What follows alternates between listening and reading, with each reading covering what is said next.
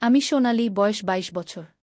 কলেজের ছুটির সময় আমি কয়েক দিনের জন্য ফুপির বাড়িতে গিয়েছিলাম, কারণ স্কুল বা কলেজের ছুটি হলে আমি সবসময় ফুপির বাড়িতেই যাই। এবারও আমি সেখানে গিয়েছিলাম। ফুপির পরিবার ছোট ছিল, ফুপি, ফুফাজি এবং তাদের মেয়ে দিব্যা। দিব্যা আমার থেকে ৩ বছরের ছোট, কিন্তু আমাদের দুজনের মধ্যে ভালো বন্ধুত্ব ছিল। ফুপি খুবই কঠোর মেজাজের ছিলেন, কিন্তু ফুফাজি ছিলেন শালীন, গম্ভীর এবং আকর্ষণীয়, বয়স প্রায় ৪০-এর কাছাকাছি, কিন্তু শরীর এমন যে কেউ দেখলে থমকে যাবে। আমি তাকে সবসময় একটি সম্মানজনক সম্পর্কের চোখে দেখেছি, কিন্তু সেই দিন এমন কিছু ঘটল যা আমার মনের দুনিয়াকে নাড়িয়ে দিল। ফুপি দূরের আত্মীয়ের বিয়েতে গিয়েছিলেন এবং সেখানে ৭ দিন থাকার কথা ছিল। রাত প্রায় ১-১টা বাজে, দিব্যা তার ঘরে ঘুমিয়ে পড়েছে।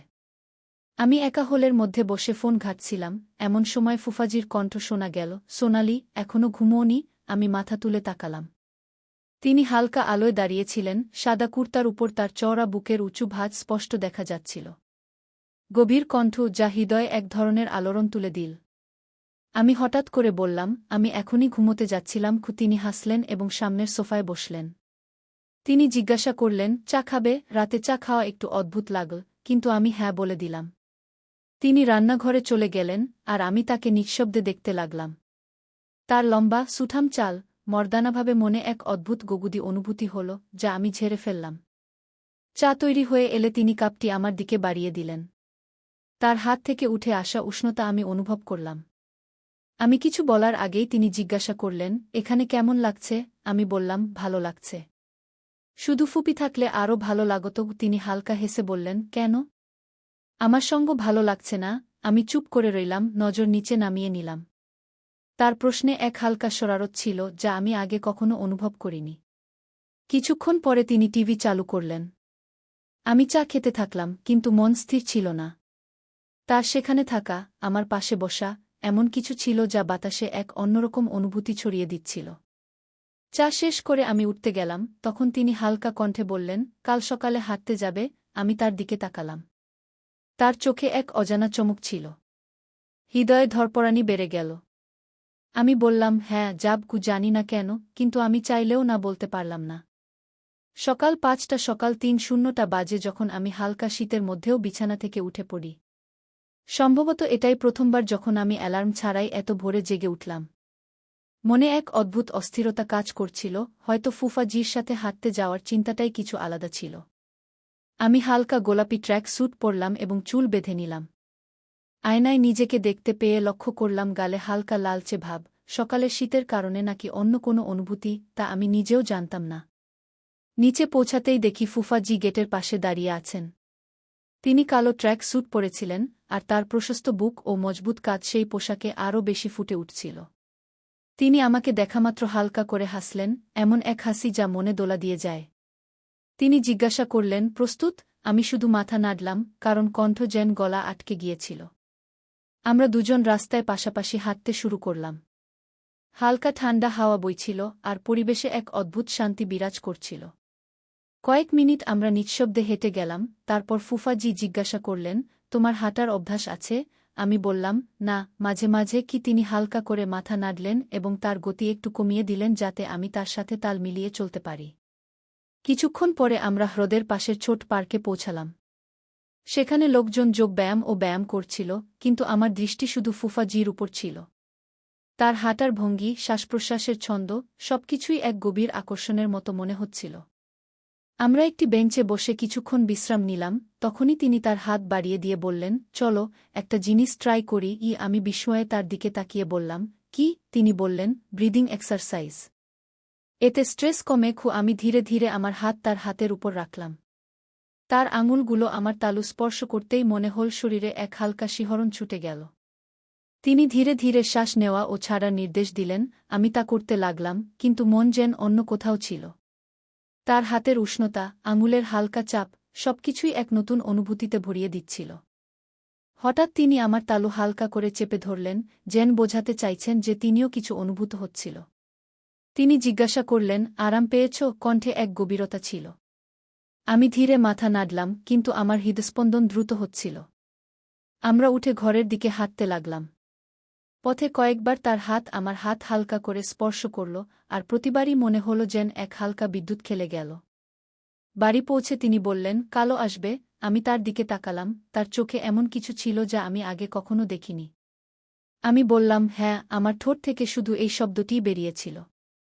কিন্তু আমি জানতাম, আগামীকালের সকাল আজকের চেয়েও বেশি বিশেষ হবে। সারা রাত আমি ছটফট করলাম। চোখ বন্ধ করলেই সকালের সেই মুহূর্ত চোখের সামনে ভেসে উঠত, হ্রদের পাড়, ফুফাজির হাতের উষ্ণতা, তার আঙুলের হালকা চাপ, আর সেই অব্যক্ত অনুভূতি যা আমার শিরায় শিরায় ছুটে গিয়েছিল। পরদিন সকালে আবার সেই রুটিন, সেই জায়গা, সেই সঙ্গী। কিন্তু আজ বাতাসে কিছু আলাদা ছিল, কিছু গভীর, কিছু টানটান। হ্রদের পাড়ে পৌঁছাতেই ফুফাজি বললেন, আজ একটা নতুন ব্যায়াম ট্রাই করব। আমি চমকে তার দিকে তাকিয়ে বললাম, কী রকম? তিনি হেসে বললেন, ব্যালেন্স এক্সারসাইজ গু। ফুফাজি সামনে দাঁড়িয়ে বললেন, চোখ বন্ধ করো এবং ধীরে ধীরে এক পায়ে দাঁড়াও। আমি তোমাকে পড়তে দেব না গি। পড়তে দেব না, এই শব্দগুলোর মধ্যে কেন যেন এক অন্যরকম অনুভূতি ছিল। আমি ধীরে চোখ বন্ধ করলাম এবং এক পা উঠাতেই হালকা করে দুলে গেলাম। পরক্ষণেই আমার কোমরে দুটি শক্ত হাতের স্পর্শ পেলাম, আর শ্বাস যেন আটকে গেল। তার আঙুলগুলো হালকা করে আমার কোমরের কাছে লাগানো ছিল, যেন আমাকে ধরে রাখছে। কিন্তু সেই স্পর্শে আরও কিছু ছিল, কিছু অজানা, কিছু অদ্ভুত। তিনি বললেন, ব্যালেন্স বজায় রাখো। তার ধীর, গভীর কণ্ঠ কানে মধুর মতো গলে গেল। আমি নিজেকে সামলে নিলাম, কিন্তু সেই হালকা চাপে মনে হল শরীরে এক শিহরণ ছুটে গেল। চোখ খুলতেই আমার দৃষ্টি সরাসরি তার চোখে গিয়ে ঠেকল। সেখানে এমন কিছু ছিল যা শব্দের বাইরে। তিনি ধীরে বললেন, খুব ভালো করেছ গি। কিন্তু তার আঙুলগুলো তখনও আমার কোমরকে হালকা করে স্পর্শ করছিল। আমি অনুভব করলাম, তার স্পর্শ যেন একটু বেশি সময় ধরে রয়ে গেল, হয়তো অনিচ্ছাকৃত, নয়তো ইচ্ছাকৃত, আমি জানি না। সে মুহূর্ত কতক্ষণ স্থায়ী ছিল তা আমি বলতে পারব না। কিন্তু সেই অনুভূতি আমার স্মৃতিতে চিরকালের জন্য গেঁথে গেল। বাড়ি ফেরার পথে আমরা দুজনই নীরব ছিলাম। কিন্তু সেই নীরবতাও যেন কথা বলছিল। সেই রাতে ঘুমোতে গিয়েও ঘুম এল না। চোখ বন্ধ করলেই সেই স্পর্শ, সেই গভীর কণ্ঠ, কোমরে তার আঙুলের স্পর্শ, সবকিছু যেন আত্মায় গেঁথে গেল। সকাল হলে মনে এক অদ্ভুত অস্থিরতা কাজ করছিল। আমি নিজেকে বোঝাতে চেষ্টা করছিলাম যে এগুলো সবই সাধারণ অনুভূতি। কিন্তু হৃদয় যেন অন্য কথা বলছিল। আজও আমরা একসাথে হাঁটতে গেলাম, কিন্তু আজ ফুফাজির মুখে এটি একটি হালকা শরম ছিল। তারা বলল, আজ কিছু নতুন চেষ্টা করব। আমি হালকা সংকোচের সাথে জিজ্ঞাসা করলাম, এখন কি? তারা বলল, ডিপ ব্রিদিং এক্সারসাইজ, কিন্তু এবার একটু কাছ থেকে, খুব কাছ থেকে। হৃদয় জোরে ধড়ফড় করে উঠল। ঝিলের কিনারে সেই একই বেঞ্চ ছিল, সেই একই হাওয়া ছিল, কিন্তু আজ মাহলে কিছু আলাদা ছিল, কিছু বেশি গভীর, কিছু বেশি অনকহা। তারা আমাকে সামনে দাঁড় করাল এবং নিজে আমার পিছনে এসে দাঁড়িয়ে বলল, এখন ধীরে ধীরে শ্বাস নাও, গভীর করে, আর ছেড়ে দাও। আমি ঠিক তাই করলাম, কিন্তু যেই আমি শ্বাস নিলাম, তাদের গরম শ্বাস আমার গলার কাছে অনুভূত হল। তারা বলল, নার্ভাস হজো না, শুধু ফিল করো।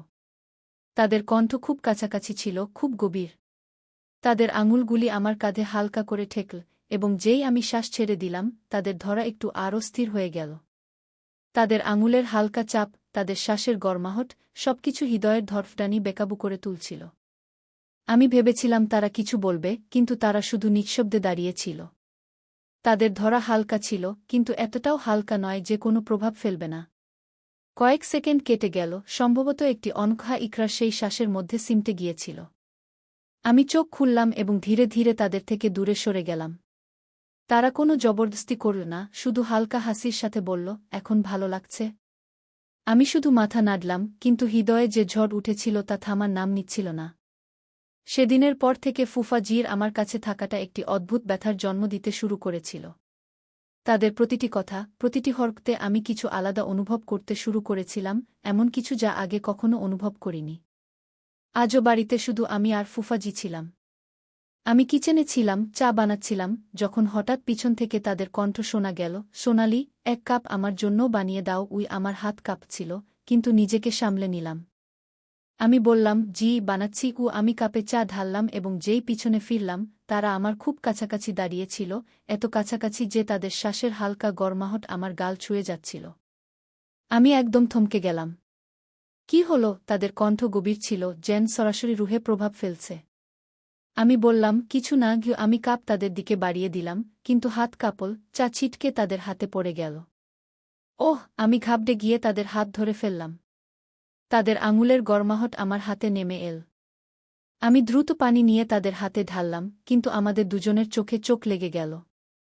একটি দীর্ঘ নিস্তব্ধতা। তাদের চোখে কিছু ছিল, এমন কিছু যা শুধু অনুভব করা যায়, বলা যায় না। আমি ধীরে ধীরে তাদের হাত ছেড়ে দিলাম, কিন্তু তারা এখনও আমার দিকে তাকিয়েছিল। তারা হালকা হাসির সাথে জিজ্ঞাসা করল, এত ঘাবড়ে গেছ কেন? আমি বললাম, না, কিছু না। তারা ধীরে ধীরে আমার নাম নীল, সোনালি উ। শুধু নাম নেওয়াতেই হৃদয়ের ধড়ফড়ানি বেকাবু হয়ে গেল। আমি চোখ নামিয়ে নিলাম, কিন্তু তাদের চোখের গভীরতা থেকে নিজেকে বাঁচাতে পারলাম না। তারা আরও একটু কাছে এল এবং বলল, কখনো মনে হয়েছে তোমার, কিছু অনুভূতি বলা যায় না, শুধু বেঁচে নেওয়া যায়? আমি ধীরে মাথা নাড়লাম। আমরা গুই। তারা গভীর শ্বাস নিয়ে বলল, সম্ভবত আমরা দুজনেই এমন কিছু অনুভূত করছি। হৃদয় এক পলের জন্য থেমে গেল। আজ প্রথমবার কেউ সেই অনুভূতিগুলোকে শব্দ দিয়েছিল, যা আমি নিজের কাছ থেকেও লুকিয়ে রেখেছিলাম। তাদের সেই শব্দ, সম্ভবত আমরা দুজনেই এমন কিছু অনুভূত করছি, আজও কানে গুঞ্জরিত হচ্ছিল।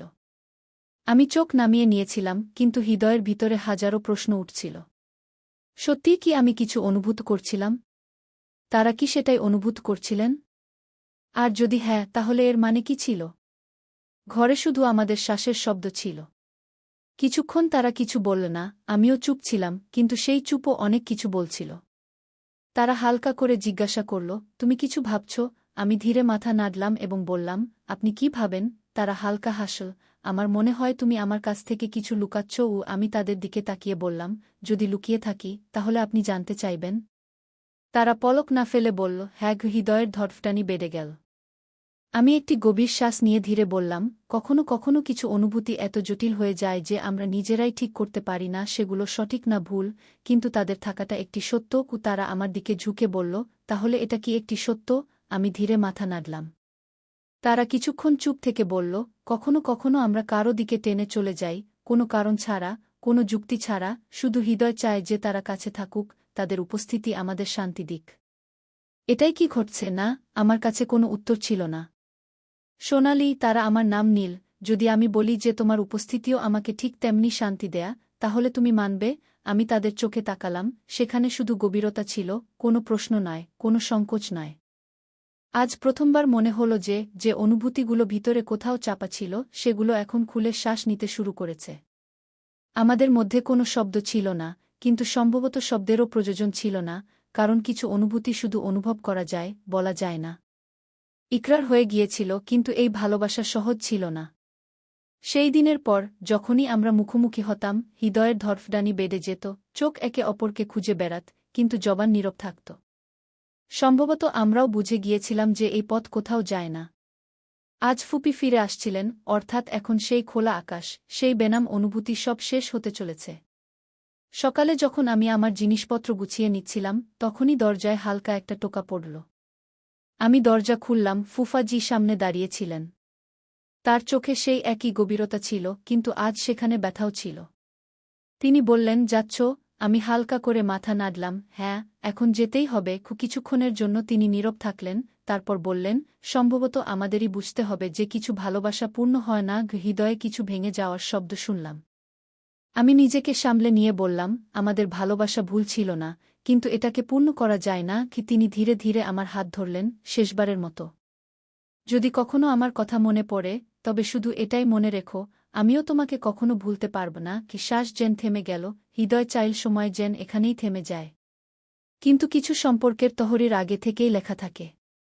আমি ধীরে ধীরে আমার হাত টেনে নিলাম, চোখে জল ছিল, কিন্তু তাকে গড়াতে দিলাম না। পিছনে ফিরে তাকালাম, তিনি সেখানেই দাঁড়িয়েছিলেন, কিছু না বলে শুধু আমাকে যেতে দেখছিলেন। দরজা বন্ধ হয়ে গেল, কিন্তু হৃদয়ের একটি অংশ সেখানেই থেকে গেল চিরতরে। আমাদের সুর অসম্পূর্ণ থেকে গেল, কিন্তু তার সুর আমাদের হৃদয়ে চিরকাল বাজবে। কিছু গল্প শেষ হয়ে গিয়েও শেষ হয় না, তারা হৃদয়ে বাস করে, স্মৃতিতে গুঞ্জরিত হয় এবং প্রতিটি মুহূর্তে জীবিত থাকে যখন আমরা কোনো অসম্পূর্ণ অনুভূতি অনুভব করি। সোনালি এবং ফুফা জির এই কাহিনীও তেমনি ছিল, একটি ভালোবাসা যা সব সীমা পার করতে পারত, কিন্তু বাস্তবতার শৃঙ্খলে বন্দী হয়ে গেল। কখনো কখনো কাউকে ভেঙে চাওয়াই যথেষ্ট, তাকে পাওয়া জরুরি নয়। যদি আপনি এই গল্পটি পছন্দ করেন তবে লাইক করুন, কমেন্ট করুন এবং চ্যানেলটি সাবস্ক্রাইব করতে ভুলবেন না। এমনি হৃদয় ছুঁয়ে যাওয়া গল্পের জন্য আমাদের সাথে থাকুন। আমি আপনাকে পরের গল্পে আবার দেখা করব।